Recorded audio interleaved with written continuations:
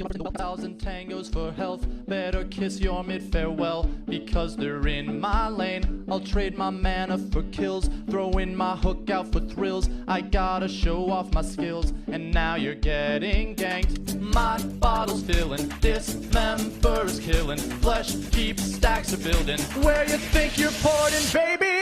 Hey, I just ganked you, and you got angry. But here's my meat hook, so feed me maybe. It's hard to hook right at you, baby, but I've got push stick, so feed me maybe. Hey, I just killed you, and now you're raging. But here's my meat hook, so feed me maybe. And all the other bads try to gank me, but I've got invis, so I'm escaping. Mid didn't call MIA, you took no time to get slain. I'm getting fed hard this game, and you're all getting ganked. Just watch me juke through the trees, denying myself with ease. Ain't getting no kills from me, cause you're all getting spanked. Your team is throwing, lack of skill is showing. My KD is growing. Shouldn't you start warring, baby? Hey, I just ganked you, and you got angry. But here's my meat hook, so feed me maybe. It's hard to kill me when I'm so tanky, cause I've got heart now, so feed me maybe. Hey, I just killed you, and now you're raging. But here's my meat hook, so feed me maybe. And all the other bads try to chase me, but I've got rot on, so smell me maybe. Before you came into my lane, Flesh Sheep had no stacks. Flesh Sheep had no stacks. Flesh Sheep had no stacks. Before you came into my lane, Flesh Sheep had no stacks, and you should know that Flesh Sheep had 0 stacks.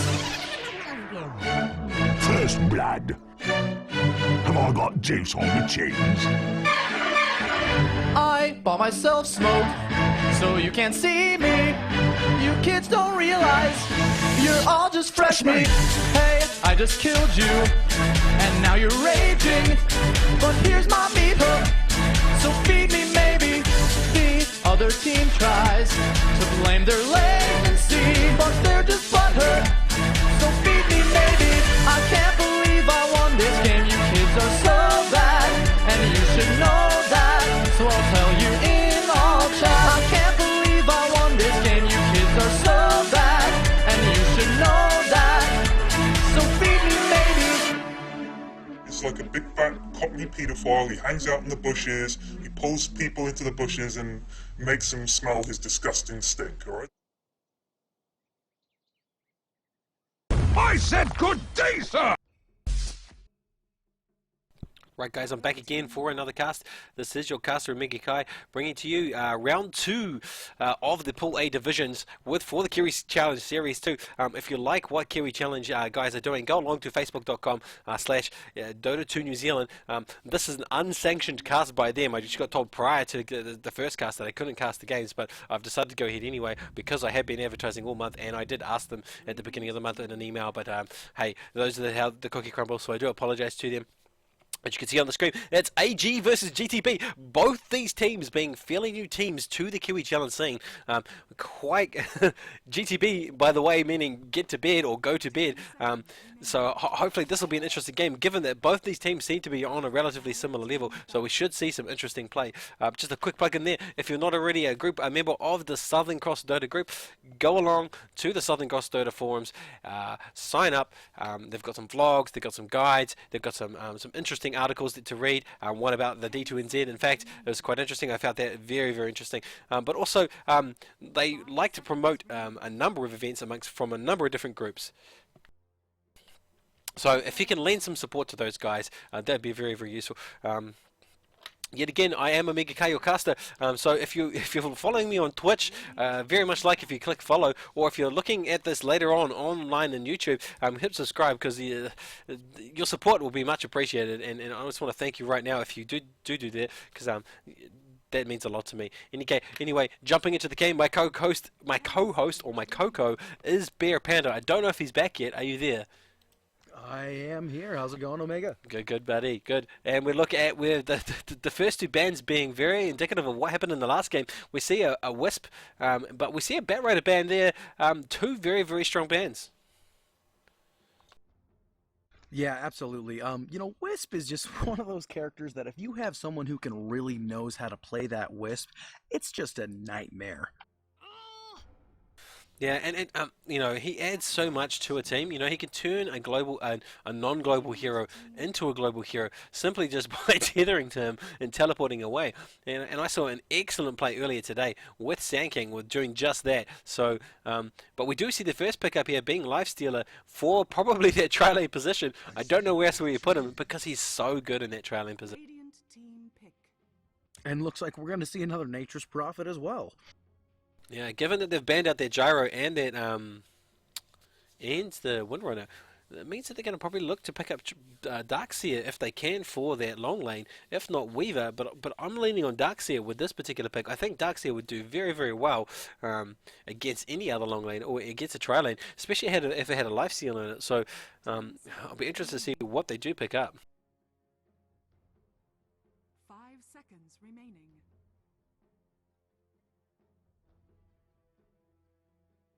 Tidehunter. And we see another Tidehunter pick up, another unconventional Tidehunter being picked up. Perhaps they have a better strategy in mind. This is almost the same lineup in terms of what was in the last game, although, of course, Lifestealer wasn't there. I don't know if there's anything else we can add to what to say about Tidehunter. I don't know. Did I miss the memo? Did Dendy play Tidehunter last week or something? Did I miss this? What's going on? No, I don't know. Maybe these are new teams to the Kiwi Challenge Series, so maybe perhaps they are slightly behind the ball in terms of what is currently being played in the progressive high tier scene. Tidehunter being sort of one of the heroes from sort of when it was TI2. Tidehunter, if it didn't get banned in the first bans, it was definitely getting picked up. Now at this stage, you would never waste a ban on Tidehunter because Tidehunter has just fallen out of use really. And we said it last game.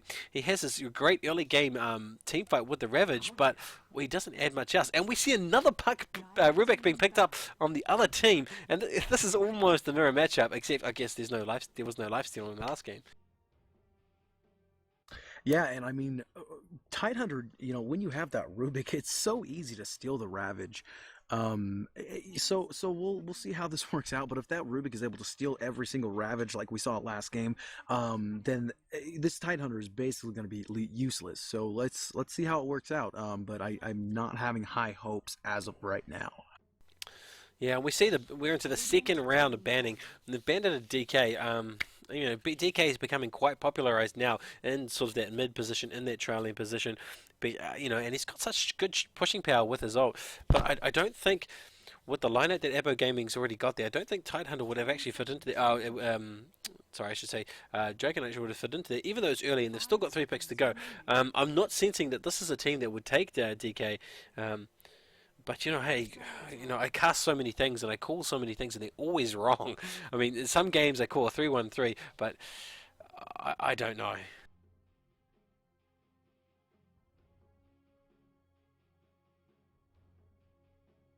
What are your thoughts? Now, what do you think? I was going to say, what do you think is the DK ban? Well, there's two options when you're banning a DK. A, you don't want to see him in the trail lane, but he's not so overwhelmed and it doesn't work so well on the trail. What you're trying to do is set up somebody for the mid pick if you are banning. Well, this is what I think. If you're looking to ban DK, you're looking to put somebody in the mid lane that potentially doesn't do well against a DK. An unconventional mid or a mid that just suffers a lot from DK's flame breath, or you know what I'm saying. Like if you're banning DK, it's because you don't want to see him in the mid, not that you want to see him in the tri lane. Because while he's strong as a tri laner, there's so many other better picks. Yeah, I definitely see that point. If they do decide to do some, unconventional mid, that a DK would be an amazing answer to it. So I can see that coming out. Oh man, Darkseer, go to bed, playing very, very tier 1, banning out those heroes that are normally seen in progressive play. Banning a good choice to ban in their Darkseer because it's saying the Epo game not taking that advantage to pick up the Darkseer, so perhaps perhaps they weren't going to take him in the first place, but still, I still think Darkseer is a much, much stronger banner versus that Magnus. I mean, Magnus used to be a hero that was never picked, and now it's a hero that's always picked, and now it's kind of fallen out of popularity again. It's a hero that people don't pick, and we do see a Queen of Pain pick up yet again for that mid position.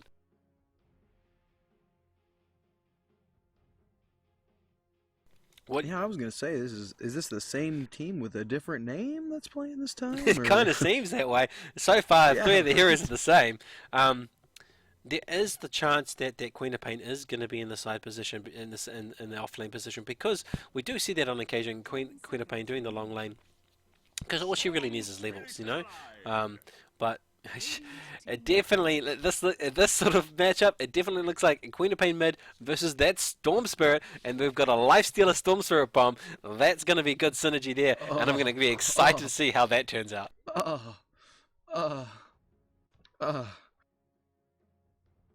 Sorry, that was just a. Yeah, that's been popularized now, that Storm Spirit Lifestealer build, you know, and I wouldn't be surprised if GTB also picks up a Clockwork, which sort of also synergizes as well with a Lifestealer, but, you know, for that offlane position, because it looks like they might be going towards that sort of a build. Yeah, and you know, not only that, you know, Storm Spirit Lifestealer by itself is so powerful, but the Storm Spirit is also going to just shut down this Nature's Prophet. Oh, we see an Enigma pick up. This is going to be a game of me screaming black hole. Here we go. This is going to be Toby screams. See, now this is what you use Tidehunter for. You use Tidehunter to set up that black hole to the Queen of Pain. There we go. Now I'm looking at a team fight strategy right now. I'm looking at a lot of big AoEs, some Queen of Pain, some Tidehunter, some Enigma, and, you know, even Nature's Prophet. He's got that global AoE, so that's going to be a lot of bouncing around. I see this going, you know, a nice early mid game wombo combo kind of team, and I totally am okay with that. Let's see if they run it a lot better than the last team that I saw do this, and can push through early and finish this before Lifestealer becomes a problem. Like, for me, all they need to do to secure this last position would be to pick up a Nagasiren, or to pick up somebody who has that sort of lockdown ability that's going to... Yeah, it's going to set up something that's going to make this Enigma, make this Tidehunter really rock, and I'm hoping we see that come through. This is going to be an exciting game. Even if it goes one way, I think this is going to be an exciting game, just because the presence of that Tidehunter and that big Enigma, and as I call it, And we just see like that you Clockwork. called, Clockwork. There's the Clockwork. Yeah, this go to bed. They obviously follow trends, and they obviously play in like maybe they don't play competitively as a team, but they probably do play as a team in the sort of auto matches. And you see this quite regularly. You see a Storm Spirit, a Lifestealer, a Clockwork, sometimes a Windrunner being mixed into for the offlane, but sometimes also some sort of hero like a Weaver is another pickup that you might see, just because their versatility for the lifesteal, and it's all about the lifesteal. And it seems kind of crazy to build this team around one hero, but you've picked him first, so why not? Exactly. If he's going to be your first pick, it's basically what you're building your team around. Yeah, wow, yes. We're going into the final banning phase here. You know, if I was Abo Gaming, I'd be definitely looking to ban out their Weaver, but they choose a Doom. Doom sometimes being used as that offlaner, but obviously Clockwork's going to be in that offlane. Do we see a Weaver pick up here, or do we see something else? In terms of going to bed, what would you ban?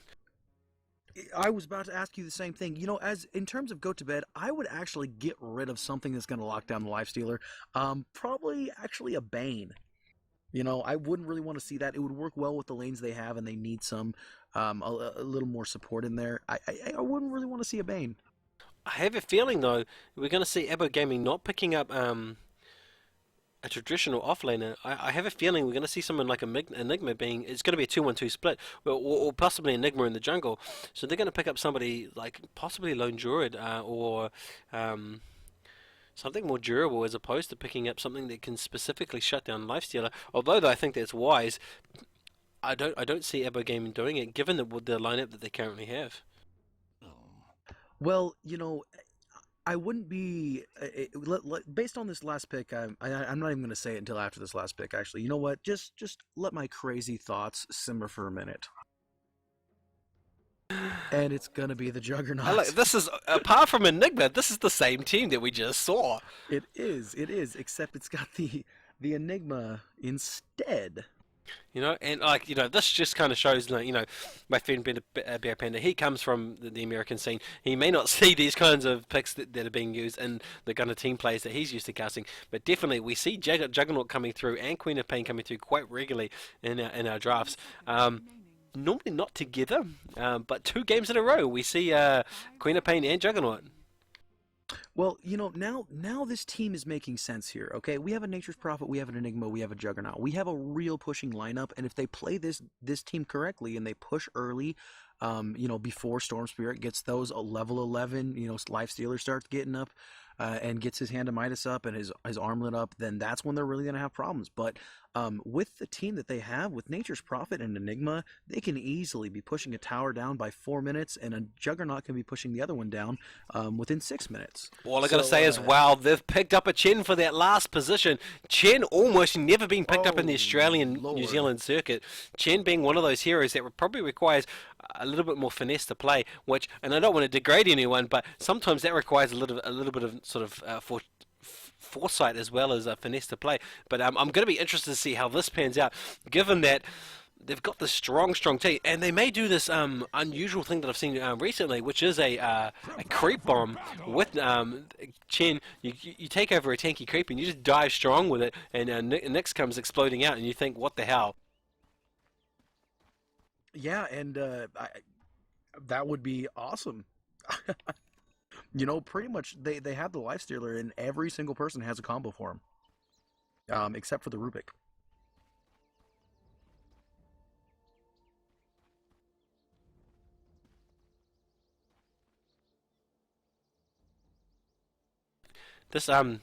This Nature's Prophet picking up teleportation over Nature's Call, I think that's probably going to be a misplay, because it's the same thing that happened in the last game. This Nature's Call is quite strong, and even if you're not going to be jungling, picking up Nature's Call means that you can sit in the well, you can make a group of trees, you can send them out to give you at least Rune Vision early game, sit in the well, wait for the 30-minute mark, make some more trees, and just add to your ability to make some CS. So, same mistake made as in the previous game.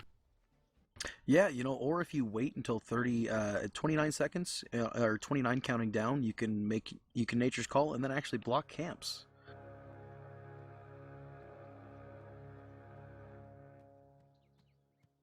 The battle begins! And we see this is definitely going to be defensive trial, and with a Rubik, we see often in all my casts, we see a Rubik paired with a Life Stealer, because that to me is such a strong combo. But regardless, they're doing this defensive trialing with Chen probably jungling. And that leaves our Clockwork, who's excellently blocking the creeps in the long lane.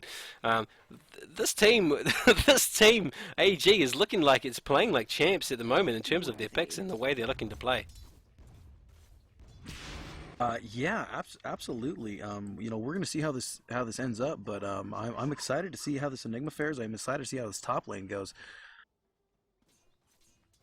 And again, we got Nature's in the safe lane by himself. This is a repeat of the last lane. While that Nature's got quite a lot of farm in the previous game, I don't think that's the best position for Nature's. Well, people are going to argue with me, and I'm going to get like hate messages in the chat channel. But I think Nature's really does well, to my opinion, in the long lane. Especially if he goes that treant build, because he can the tree build, because he can really defend pushes from sort of 3 heroes in that defensive position. But maybe I'm wrong. What do you think about that? Personally, I think the best position to put him in is in the jungle. Nature's Prophet is one of the only characters that can actually farm that well in the jungle with his Nature's Call. So in this lineup, and I really think taking advantage. Well, even in this lineup, I would put him in the jungle. I really would. I would bring Enigma out into the lane, because Enigma with Eidolons can do just fine against Clockwork. Well, we see a lot of pressure going down in the top lane. Or not a lot of pressure, but we see an early push here from AG with the Tide, and they're slightly out of position. He has this creep with the net, so we could see this being first blood with him, and it's going to be first blood. First blood, easy pick up. Probably a big misplay there by Juggernaut, being out of position for starters, but also not realizing that there's a creep with net, and this is definitely going in definitely not going well for Radiant. Just that first blood, skill-wise, that was not a great play by Juggernaut. However, I got to give a huge shout out to the Chen for that one. Pulling off a great timing on that snare to disable that channeling on Juggernaut or the Blade Fury.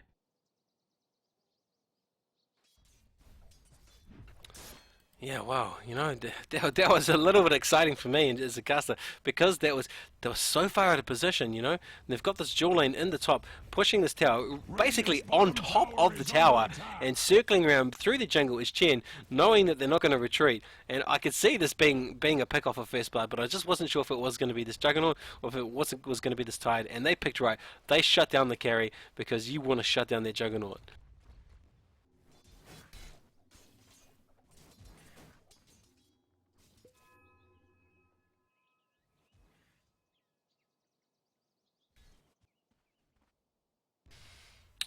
Wow, we see let's have a quick look at the CS. I was just going to say about the CS. Lifesteal is sitting at 15 for his CS, followed by Queen of Pain and Enigma. Enigma doing extremely well for his CS, and Clockwork not far behind. But the real letdown in all of the CS is this Nature's Prophet. He's missing a lot of last hits, and this is going to translate into sort of very poor farm in the medium game. Yeah, and I'm not understanding why he's missing all these last hits against Clockwork. Clockwork being a melee hero, he should be able to take advantage. Yeah, I think it's perhaps saying, this is a low tier tournament. It may be the fact that this person is, the person that they've put into this position is not particularly proficient with last hitting, and you do get that with friends. You got a bunch of friends. I'm sure everybody watching this has a group of friends they play with, and they have that one friend that they want to tell them you need to work on your game, but they don't because they're friends. And I think this is maybe the case. It might seem harsh, but that may be the case for this Nature's Prophet because he is picking up so little CS. Radiant's top tower is under attack. Wow, and we see. Yeah, I think I gotta agree with you on that. I'm in the same position. I have friends. We see a lot of pressure here. They're gonna take this tower. The glyph not being used. Yeah, and here we go. 4 minutes push strategy coming out. Chen being used. Radiant's top tower has very, very strong. He would never This is going to translate into levels. I'm sure it's going to translate into net worth, but it's definitely going to translate into levels because they are jungling versus this lane that's just got two guys that are not really doing well at holding up against another dual lane.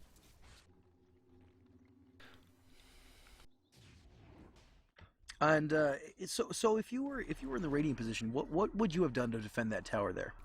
Well, for starters, I would have glyphed, but I would have expected that a number of your players to be carrying teleport scrolls. We see no teleport scrolls on a number of heroes, so they can't rotate in to save this tower or pick up potential kills. It's just how it works. It's just unfortunate. Sometimes you forget about TPs and sometimes you forget to pick them up. But TPs being one of those crucial elements you should be picking up early in the game, just for that reason, so you can defend the tower. And it's not about having a tower for the rest of the game. It's about the ability to deny the gold to your opponent. It has nothing to do with saving the tower. It has more to do with denying the gold, and also being able to pick up kills when the enemy team overextends. Yeah, absolutely. And not to mention, it's always going to make an area safer for your for any of your characters to farm.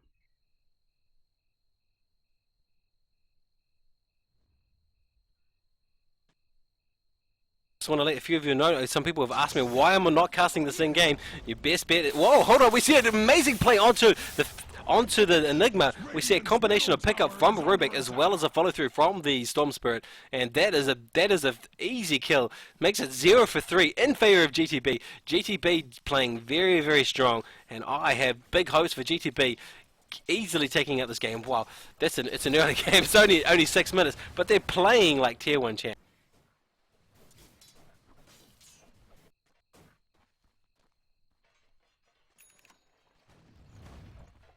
Wow, even in the side lane, we see we should see some rotation here from the Clockwork. Where now that he's got that hook. Just to answer a question that has appeared in the channel, someone who's actually picked up that we're casting from in game. Hey, look, the reason we're not casting this to you live in-game is that D2NZ has decided that he doesn't want us to cast this, and he asked us at the last minute not to cast these games whatsoever, but unfortunately I am going to go ahead and cast it, and I do apologize to him. I have supported him, and I do believe that he is doing great work, but I'm looking to cast, and that's what I do. And if you think that his decision not to allow us to in-game cast is a bad one, just send him a friendly email. Don't berate him, don't flood the channel with listen to my channel as I've had happen before. Just let him know that his casting needs work, because it's not for everyone. In any case, back to the actual game, the thing that people want to actually watch. Yeah, speaking of which, rotation coming out for the bottom lane. 3 heroes actually coming out for this Nature's Prophet. Nature's Prophet going to have to be pretty careful here. He's not even carrying his boots yet. Wow, and like DD sitting on this, it's insane that we see this clockwork going somewhere. He goes to the top lane. It's a pure rotation. They've totally swapped. We have a Rubik and a Storm Spirit in the bottom lane. They're looking to push this tower, and they've got DD on the Storm Spirit, and there's no one there to test it. This Nature's Prophet knows he's in trouble, and he's hiding behind the tower. He's just going to let this tower take damage, because he knows that they can't yet take it. And there's a reactionary TP. It looks like it's a Queen of Pain! And this, oh no, they back off immediately. They see the DD wearing off, they see the Queen of Pain rotation, and they look to rotate to mid and also put some pressure on the mid where they can, because they know that this Queen of Pain can't quickly get back to mid just yet.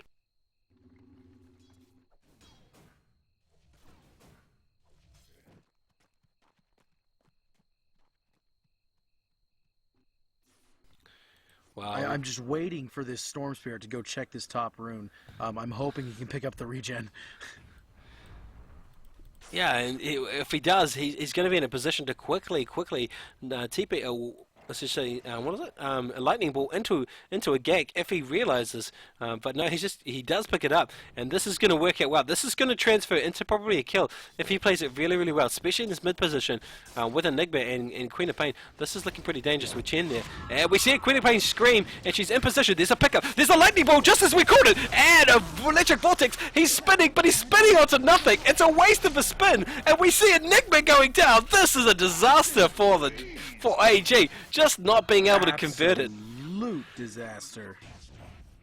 They're unable to convert any. They convert all of that into kills, I should say. GTB go to bed, convert everything into kills, and that is a complete cleanup. And they're feeling really strong, especially with the Storm Spirit and a bomb. And he does his bomb on top of the Juggernaut, and that's a carry kill. And that's going to be a tower. And this game is officially snowballing. Radiant's middle tower is under attack. And the glyph comes out from the Radiant side, able to slow him down slightly, at least taking out that bear. That was ransacking the tower. Bottom tower is under attack. Man, these pickups in terms of Juggernaut and Tide not working out tonight in terms of the picks that people, the way they're being drafted, it's going all in the way of the favour of GTB, and I'm a little scared in terms of how this is going to evolve into sort of a late game phase. Yeah, now that I've thought about it a little more, I think really with this lineup, the best option would have been a Nature's Prophet supporting a Juggernaut in lane. The tree into a spin actually is very effective, and it'll actually keep him a little more safe, and the range will help, with the lifestealer. I think maybe that's the way they should have gone. Let the Tidehunter go against Clockwork in the off lane, and Enigma jungle.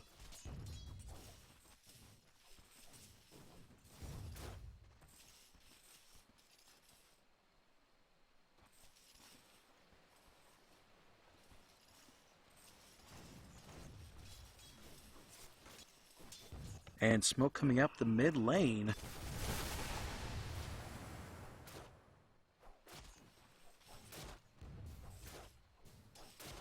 But it's going to wear off. Nothing actually going to happen here. Meanwhile, right above the stairs, the net coming out onto the Queen of Pain. Queen of Pain blinking away, still getting hits. However, she does going to bottle up and blink away. Getting followed by quite a few people. Here comes Storm Spirit. He's Nick's bombed up, and he's ready to take this Queen of Pain. Queen of Pain now bottling, running out of bottle charges. He's ready to blink again, taking off into the north, and she's actually going to get away. Still, there's gonna get spotted out by the Rubik. She gets Rubik caught. Senior She's in a looking bad for the position. Storm Spirit now getting caught by the net. And there she's gonna go ahead and go down finally into the bomb. Oh wow, she could have easily juked and escaped that, but she sort of overcommitted where she was, and that was a big play for, I guess you might say, for someone who needs to be alive, given there's so many deaths on this team already. Queen of Pain really crucial right now in this point of the game. She's a lot with that Scream of Pain coming out. That's a lot of AoE damage that they need for these team fights. Well, we see that they've returned to pushing on this tower in the mid position, and I think they should be able to get it. Man, this is not unfolding to be the game that I thought it was. Though I must say, I've got to say, the draft from GTB being so strong, and we can see it sort of starting to play effects now. Yeah, you know, the Chen is just really the powerhouse right now. I really think that's what's making it for him, is the ability to push with that Chen.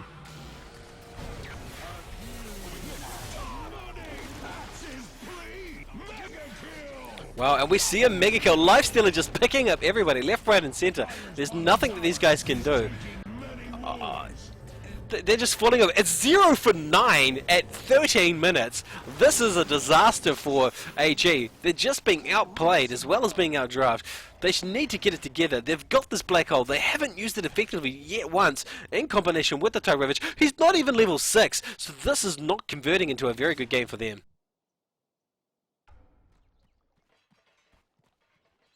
And you know, I'm kind of surprised here. Enigma, you know, alone in the jungle, going with a Soul Ring instead of going straight for a Blink Dagger. You know, that is usually pretty easy to get with an Enigma if you are solo jungling. Yeah, and I'm not a fan of the Soul Ring on Enigma. Quick. Just you know, I'm really not either. Like, I like an actual mana pool, not one that I'm gonna have to refresh. Well, it's not a hero that, because he has such a. I mean, you expect to see a Soul Ring on a Dark Seer, and you might see it even on a you might see it on a Sand King, and you might even see it on a Skeleton King or Sand King. But you know, Enigma, he's so soft. He's out in the jungle farming by himself. He could easily get picked off. They don't have this great defensive ward protection. So you know, he could use that Soul Ring and find himself in a position where he's basically given himself over to the enemy team. Because look at him now. He's got Eidolons, he's got a low mana pool, and the Soul Ring is ready to go. But I just don't see it working well. I'm with you. I think he should be sort of rushed for a Blink Dagger, or at least some other sort of team fight utility item. But definitely a Blink Dagger, because he could blink and use those black holes, and he could turn the tide of the fight, and they could still do that. You know, it's 0 for 9, but they have this wombo combo that they could really use, and they just need to be able to do that. They're just not finding the opportunity to do so. Yeah, and you know, if he had, and actually bottom lane actually looks like they're going on the Storm Spirit, gonna blink in. Queen of Pain trying to do something. She's gonna go ahead and try and follow. No, actually, Storm Spirit gonna get away safely, using his Ball O Lightning to his advantage. But it's gonna wear off. Nothing actually gonna happen here. Anyway, what were we saying? I rambled on a little bit about how I agreed with you that this Soul Ring build is just going to delay a Blink Dagger. And Yes. Yeah. And there was a perfect opportunity when Enigma bought back here, right next to the trees, where you know Lifestealer, Storm Spirit all running away with low HP. You know, would have been a perfect setup if he had had a Blink Dagger and had been able to catch them. You know, but just you know, not able to do so without that Blink Dagger. Yeah, we see a mechanism pick up on this on this Chen, and we see really good farm on all of these supports for GTB. They're really starting to do really well in terms of we see an Orchid being built on this Storm Spirit, who's also bombed up, and this could be converted in the middle to a couple of kills. They've glyphed. The Storm Spirit's looking to pick off somebody, but he can't find anyone. Oh no, he's looking for this Nature's Prophet. He wants to get this Nature's Prophet. He goes in. There's an Electric Vortex. There's a bomb, and that is going to be a dead Nature's Prophet. That is another nail in the coffin for AG. They are not having a good game, and I feel very bad for them right now. Yeah, and you know, like I said, that Storm Spirit, now that he's been getting those levels, he's taken some control, he's level 11, this Nature's Prophet is going to get shut down. He won't be able to split push. He's going to have to stay with his team in order to even get farm. It's not going to be looking good. Wow, It's yeah. really going to be about that team fight wombo combo at this point. Yeah, they've it's really got to come from there. They've really got so much potential with this wombo combo, and all it takes is the right execution, and they should be able to turn this around. But they just can't find those openings. You know, they're either too far away, or they're just not together enough when the enemy's there. And I think that's because GTB playing so well in terms of they know about this wombo combo, and they're not grouping up too tightly. Nature's Prophet, barely getting away again from a life stealer. It will fall. Man, 0 for 10 at 17 minutes. You know, psychologically, if you're AB Gaming, you're going to be feeling really bad right now. This might be the turning point here. It looks like GTB might be going for the Roshan pit. Like, I'm seeing a couple wards here, and if the Roshan pit is being taken by GTB, then that will open up an opportunity for a team fight for AG, a very close range one that they can take advantage of. Indeed. They may go for the rush. They may play it safe. I think really they're going to look to push this tier 2 down the middle. I don't think they're going to do rush. I think they sense blood. They sense that they're 0 for 10, and they don't feel they need that rush in order to convert the enemy team into cash. And they're just pushing down the middle. And this is the turning point here. This is the fight around this tier 2 tower. If it can be defended by AG, then we'll see good place. But we see a Ravage going down prematurely. He's got no choice because of the open wounds, and the Lifestealer with that armlet just right-clicking him down. And we see a net going onto it. Oh, and he wastes the black hole on nothing but creeps, and that is another disaster. That is definitely a nail in the coffin for AG. Oh, and AG sadly laughing at his own team. Oh, and I feel bad, you know, for the AG guys. This is their first Kiwi Challenge series, and then, you know, look, guys, if you're watching this cast afterwards, just remember you've got one more game to go tomorrow, and you can pull it back then to get into the finals, you know. But just learn from this. You're not, even though you've got all the team fight, you know, you're not on the right position. You're not looking for position, and you're not working together. That black hole only got creeps. You know, if you're gonna die, and you know you're going to die, don't waste an ult, such a perfect ult like Black Hole. Yeah, and here comes the Roshan. There are no ultimates up, so they can freely take this now and not have to worry about being cornered in. They're completely grouped up. This would be just an amazing spot. He's under attack. Dire's top tower is under attack. Man, I just feel really bad right now for AG. I don't think they're going to be able to pull this back. The graphs tell me that they're beyond the point of Snowball in terms of XP. It's a 10,000 deficit, and it's not even 20 minutes. And they need to play like the game of their lives in order to pull this back. And I think if you were GTB, you'd be feeling extremely confident now. You've picked up Rush, you've got a heart, and you've got just 13-0.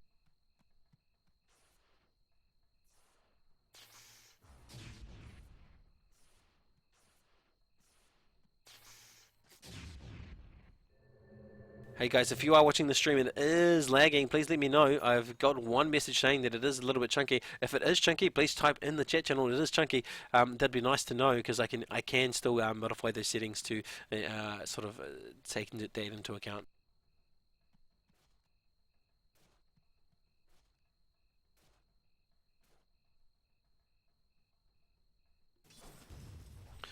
Let's have a look quickly at the items while there's a bit of a jostling. There's no action going on.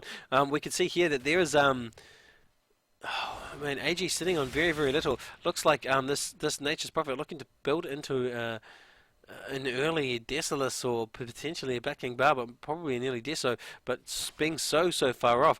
Whereas we've got a mech on nice. We've got a Basher on that Lifestealer with an Armlet, and we've got an Orchid sitting on the Storm Spirit, who's also got an Aegis of the Mortal. We've got drums on the Tinker, and we just got good mana boots and some wards on the Rubik. That's what you want to see. And so everything falling into place for GTB. They look like they're on fire, and I don't think there's going to be much stopping them right now.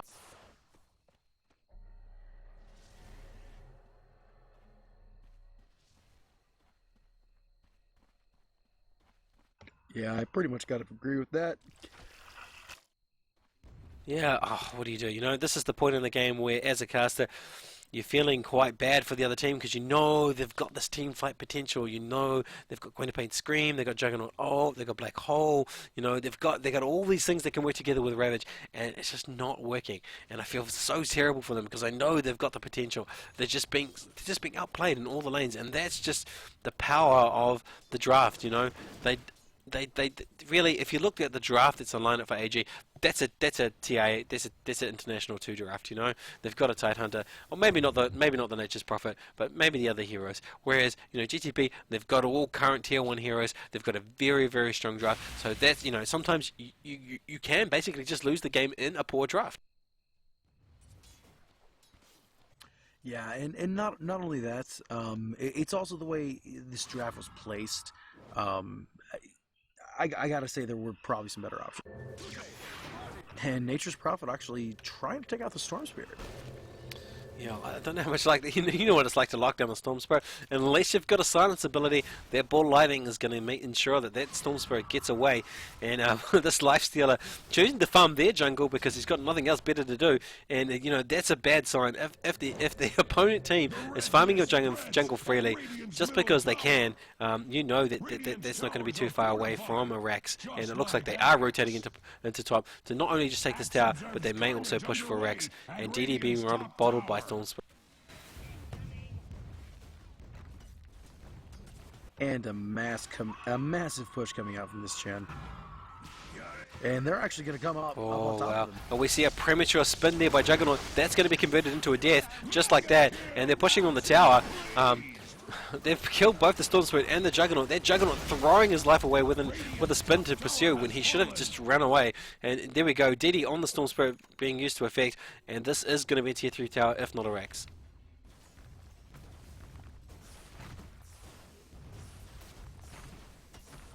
And Enigma, 100 away from a Blink Dagger, really needs to just sell this Ring of Protection. Next bomb taking down Queen of Pain and Enigma. That is the play of the game. I'm expecting to see GG call right now because that was their only chance in terms of defending another Rex set of Rex. And there is a GG call. We will be going to the 3rd round. And unfortunately, that is bad news for AG and good news for GTB. And I would just like to thank at least AGB for giving it AG giving it a shot, not going their way. Don't fret, guys. You have one more shot tomorrow in the pool B in the next set of games. You could still get through to the final event, but well done by everybody. And I just want to do a quick plug in here for myself. If you like my casts or you want to follow what I'm doing, hit the follow button that you can see on Twitch if you've got a Twitch account, or go to my YouTube channel and hit subscribe, because either way I get that support, and that support is much appreciated. Thanks to Bear Panda. Will I be seeing you in Game 3? Actually, it is 2:30 here in the morning in America, and so I am going to be headed to bed. Well, big thanks there to Bear Panda, my idol, the guy who taught me everything, and I just want to thank him for gracing his presence here for the Kiwi Challenge, Little World New Zealand, and our big Dodger scene down here. Absolutely, be happy to be here.